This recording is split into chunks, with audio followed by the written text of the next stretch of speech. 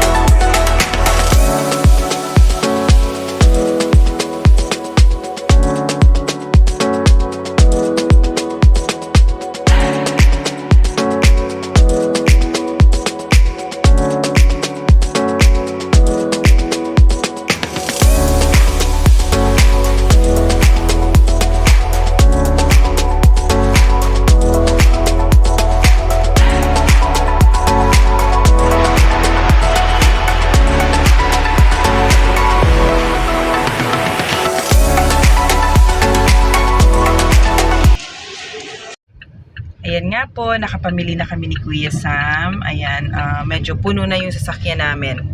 Ayan, pati yung sa likod ay punong-puno na talaga ng mga boxes. So dito, meron din silang box na nilagay. Ayan, no, mga box. Tapos mga sitsirya na lang po. Nga po yung aming napamili. Ayan nga po, yung aming napamili. Puno na yung baba, ay yung likod. So, ayan nga po, medyo mahaba-haba yung aming resibo. Ayan. Ang total po na aking napamili ay 19,601.20. Meron po akong discount na 6 pesos. So, ang total po is 19,595.20. Ngayon po, nagkulang yung aming pera. So, ang ginawa ko ay niredeem ko na po yung aking points sa card na 833. So, malaki-laki na rin po yung na aking naipon. Ano po? So, ang aking total na binayaran na lang po ay 18,762.20. So, ayan po.